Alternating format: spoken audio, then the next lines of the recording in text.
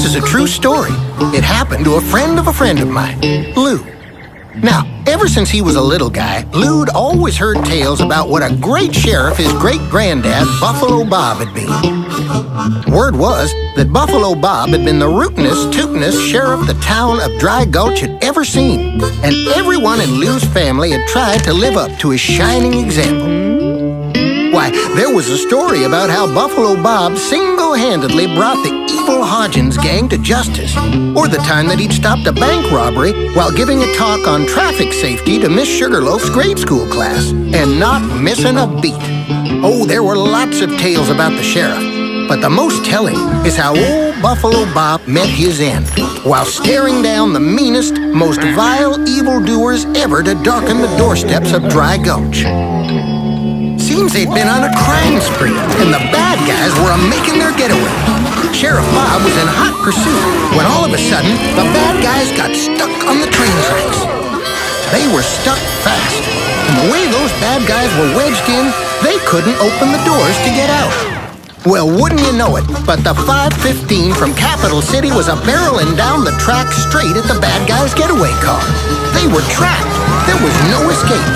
And that's when Sheriff Buffalo Bob sprung into action. He hopped into his police car and started pushing the getaway car off the tracks. The train was getting closer and closer, so Sheriff Bob shifted her into low gear and floored it. The getaway car popped right off the tracks. The bad guys gunned the engine and took off, leaving Sheriff Bob in a cloud of dust. That's when he realized that now he was stuck on the tracks. Well, Buffalo Bob always wanted to be remembered as a great lawman, and he certainly got his wish.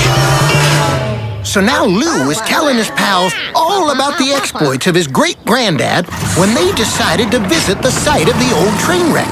It was Friday the 13th, the 32nd anniversary of Buffalo Bob's untimely undoing. And the boys drove old Betsy, Lou's rusty old pickup truck, to the level crossing. They figured they'd wait for a couple of trains to pass and kick around some dust to look for bank robbers loot or something. It was round midnight when the boys decided to call it a night. The old rattletrap chugged forward a couple of feet and then died. Dust in the carburetor or something. And wouldn't you know it, right on the tracks. Well, this weirded out the boys real good.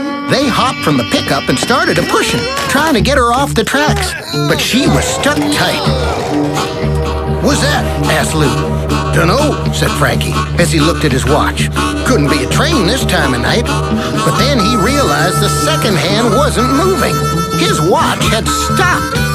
And that's when they saw the bright headlight of the train off in the distance, coming straight at them. "Hurry, guys," screamed Lou. "We've got to get old Betsy off of the tracks." Lou jumped into the car and tried to start the motor. It turned and turned, but wouldn't catch. "Come on, Lou, it's too late. Leave it." But Lou kept turning that key. Then it was too late. The guys closed their eyes as the train roared past. When it was gone, they waited for the cloud of dust to clear. They opened their eyes and looked down the track. Old Betsy was sitting on the other side of the tracks. "Lou, how'd you get her started so fast?" "I didn't," said Lou. "I thought you guys pushed me." No, it wasn't us." "Gee, felt like I was drop-kicked by a mule." Lou got out and they walked around to look at the back of the truck. There on the tailgate were a pair of handprints, like someone with superhuman strength had been pushing back there. Then Lou noticed something lying in the dirt, glinting in the moonlight. He bent down to pick it up. It was a badge from the Dry Gulch Sheriff's Department, the same kind that his granddad, Sheriff Buffalo Bob, would have worn that night, the one that was never found. Until now.